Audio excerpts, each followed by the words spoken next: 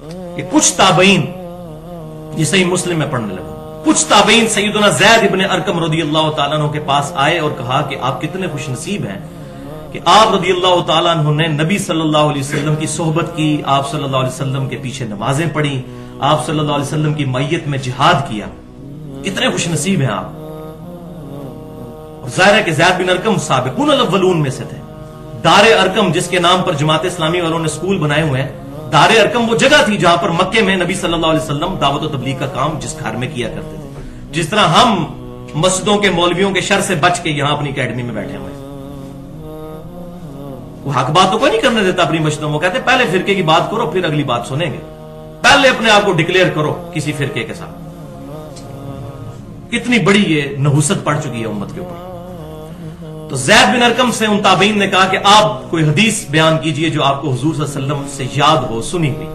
تو آپ رضی اللہ تعالیٰ عنہ نے کہا کہ میں بوڑھا ہو چکا ہوں، کافی ساری باتیں سنی، بھول بھی گیا، لیکن ایک خاص بات مجھے یاد ہے،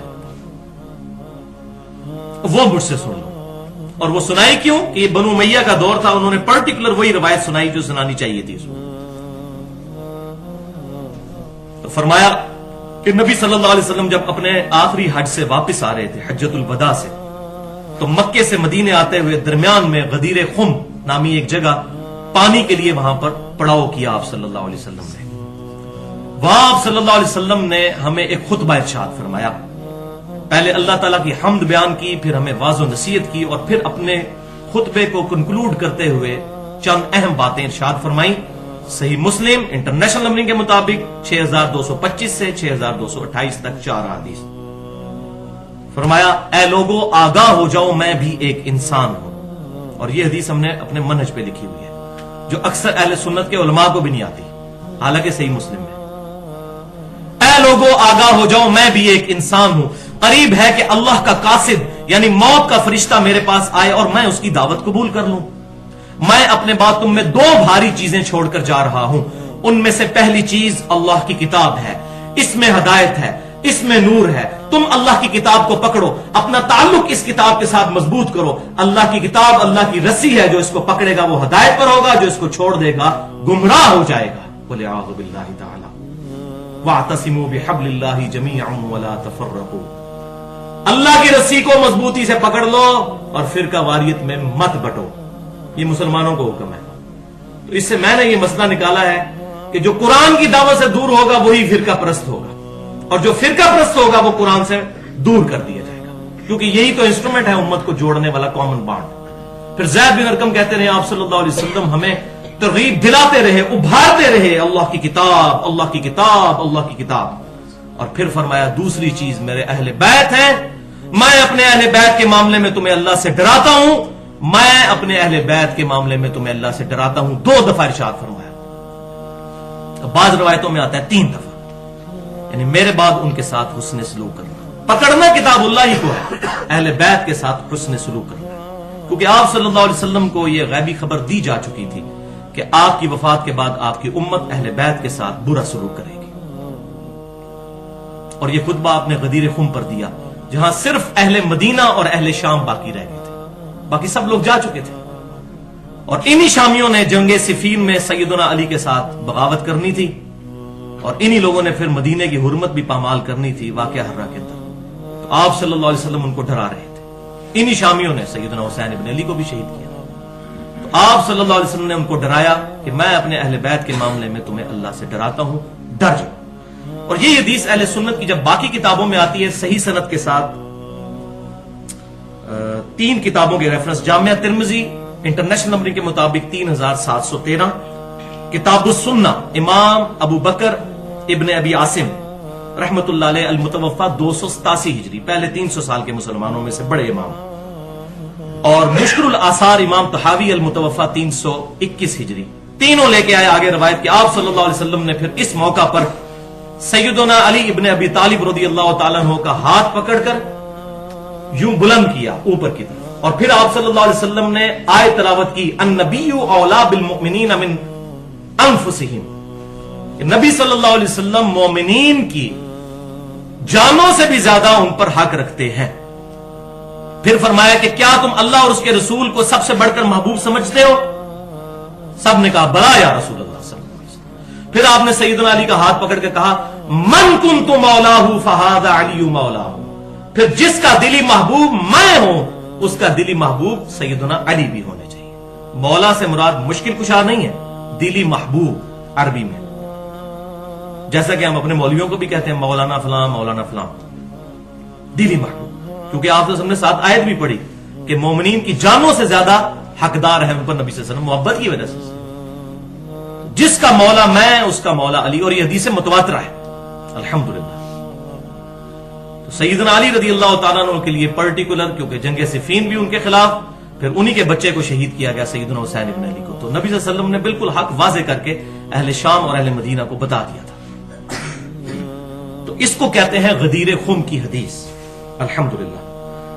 اس حدیث کے اوپر میں نے بڑی ڈیٹیل کے ساتھ ڈسکشن کی ہے، اور خصوصاً یہ من کنت مولاہ فہذا علی مولاہ، اس میں ایک جملہ یہاں پر بھی بول دوں بھائیو، اصل کسی بھی دنیا میں جو ہستی ہے اس سے محبت اللہ کے ریفرنس سے ہے۔ اگر ہمیں اہل بیت سے محبت ہے، صحابہ سے محبت ہے، ایون نبی صلی اللہ علیہ وسلم سے بھی محبت ہے، تو اللہ کے ریفرنس سے توحید پہلے، ایاک نعبد و ایاک نستعین۔ لہذا میں وہ جملہ بول دوں کہ بھائیو یہ تو جھگڑا ہی نہیں ہے کہ سیدنا علی کو اختیار ہے یا نہیں، شیخ عبد القادر جیلانی کو اختیار ہے یا نہیں، یہ تو جھگڑا ہی نہیں۔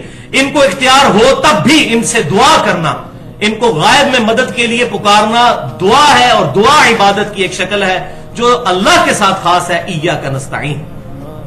بارش کون برساتا ہے؟ اللہ۔ ڈیوٹی کس کی ہے؟ فرشتوں کی۔ لیکن بارش اگر فرشتوں سے مانگیں گے تو یہ دعا ہو جائے گی، اور یہ فرشتوں کی عبادت ہو جائے گی، یہ شرک ہے۔ چاہے اللہ نے ڈیوٹی لگائی ہوئی ہے تب بھی نہیں کہہ سکتے فرشتوں بارش برسا دو کہ گرمی کا موسم قریب آ رہا ہے، یہ بھی نہیں کہہ سکتے، اور میرا سلام پہنچا دو کہ خادم تمہارا سعید آ رہا ہے، یہ بھی نہیں کہہ سکتے۔ فرشتوں کو ہم کوئی ڈیوٹی اسائن کر ہی نہیں سکتے۔ اللہ نے بھی کی ہوئی ہے تو ہم درود شریف میں بھی کہتے ہیں اللہم صلی علی محمد، فرشتوں کو نہیں کہتے کہ آپ پہنچاؤ، فرشتے پہنچائیں، جن پہنچائے، کوئی بھی کہنا اللہ کو ہے اللہم صلی علی محمد وعلی آل محمد صلی اللہ علیہ وسلم۔ اس میں میری ایکسکلوسیو گفتگو ہے مسئلہ نمبر 3 کے نام سے اہل سنت پاک.com پر، دعا صرف اللہ ہی سے، 1 گھنٹہ اور 38 منٹ کی، اور اسی کی ایکسٹینشن مسئلہ نمبر 43 ہے توسل اور وسیلہ کے صحیح احکام و مسائل۔ 5 میں نے اس میں بتائے ہیں وسیلے جو جائز ہیں، اور 1 جو ہے وہ ثابت نہیں ہے، وہ ڈیٹیل کے ساتھ اسی کانٹیکسٹ میں۔ الحمدللہ اس گفتگو کی وجہ سے اللہ تعالیٰ نے بہت سے لوگوں کو توحید کی دولت سے مالا مال فرمایا الحمدللہ۔ باقی غدیر خم کی جو باقی ڈیٹیلز ہیں جنگ صفین، نہروان اور جنگ جمل کے حوالے سے، اس پہ میں 3.25 گھنٹے کی گفتگو اہل سنت پاک.com پر رکھی ہوئی ہے جو کر چکا ہوں۔ مسئلہ نمبر 55B کے نام سے وصی رسول کون ہے صلی اللہ علیہ وسلم، اور حدیث قرطاس کا تحقیقی جائزہ الحمدللہ۔ تو بھائیو آخری کنکلوڈنگ 2-3 باتیں میں اس میں کر دوں اپنے حوالے سے، کہ میں اپنی گفتگو میں جتنے بھی میرے لیکچرز ابھی فکر حسین پہ ریکارڈ ہو چکے ہیں، کافی سارے لیکچرز، ان لیکچرز میں سے بخاری اور مسلم کے علاوہ جتنی حدیثیں اگر کوئی نکال بھی دے تب بھی ہمارا مقدمہ مضبوط ہے الحمدللہ، کیونکہ بعض لوگ کوشش کرتے ہیں کسی صحیح حدیث کو بھی ضعیف ثابت کرنے کی، جان بوجھ کے اپنے مسلک سے ٹکراتی ہوتی ہے، لہذا ہمارا مقدمہ بخاری مسلم سے بھی الحمدللہ ثابت ہو جاتا ہے۔ اور دوسرا آخری نصیحت کے طور پر میں یہاں پر بات کر دوں کہ بھائیو غدیر خم کی حدیث کو ضرور یاد رکھیں۔ غدیر خم کا خطبہ بخاری اور مسلم، صحیح مسلم میں 4 حدیثیں، اور اہل سنت اہل تشیع دونوں کے ہاں ملتا ہے، جو میں نے حدیث ڈیٹیل سے بیان کی۔ اس میں آپ صلی اللہ علیہ وسلم نے قرآن کے ساتھ اہل بیت کا ذکر کیا ہے، لیکن کتنا ظلم ہے کہ درس قرآن ہو رہا ہو اور محرم میں یزید کے فضائل پہ جمعے پڑھائے جا رہے ہوں، اہل بیت کو چھوڑ دیا جائے، یہ منافقت نہیں؟ تو اس پہ میں وہی بات کروں گا جو اللہ نے علماء یہود کا کریکٹر بیان کیا ہے، افتؤمنون ببعض الکتاب وتکفرون ببعض، کتاب کے کچھ حصے کو مانتے ہو، کچھ کو چھوڑ دیتے ہو، اور ساتھ ہی فرمایا اس کی جزا یہ ہے تمہارے لیے دنیا میں ذلت اور رسوائی، اور آخرت میں دردناک عذاب۔ اور رسوائی تو ہمارے سامنے ہے، 150 کروڑ کے قریب مسلمان ہیں، اور دنیا کے کسی مسئلے میں مسلمانوں سے کوئی مشورہ نہیں کیا جاتا، والعیاذ باللہ تعالی۔ تو ہم الحمدللہ کتاب اللہ کو بھی مانتے ہیں، اور اہل بیت کا بھی الحمدللہ احترام کرتے ہیں۔ اللہ تعالیٰ سے دعا ہے کہ اللہ تبارک و تعالی اپنی محبت، اپنے محبوب صلی اللہ علیہ وسلم کی محبت، اپنے محبوب صلی اللہ علیہ وسلم کے اہل بیت کی محبت، ان کے صحابہ اکرام علیہم رضوان کی محبت، تابعین اور تبع تابعین میں سے جو صحیح العقیدہ ہیں ان کی محبت، اور تمام مسلمانوں کی محبت ہمارے دلوں میں راسخ فرمائے۔ اللہ تعالیٰ ہمیں کتاب و سنت کی تعلیمات کو سلف صالحین کے فہم کے مطابق اجماع کو حجت مانتے ہوئے لوگوں تک پہنچانے کی توفیق عطا فرمائے۔ اور اس پورے لیکچر میں اگر میرے منہ سے جذبات میں کوئی غلط بات نکل گئی تو اللہ تعالیٰ ہمارے دلوں سے محو کر دے، اور اگر مجھ سے کوئی غلطی ہوئی تو اللہ تبارک و تعالیٰ اس غلطی کی وجہ سے قیامت والے دن ہماری گرفت نہ فرمائے اور حق بات کو ہمارے دلوں میں راسخ فرمائے۔ سبحانک اللہم و بحمدک، اشہد ان لا الہ الا انت، استغفرک و اتوب الیک، وما علینا الا البلاغ المبین۔ جزاکم اللہ۔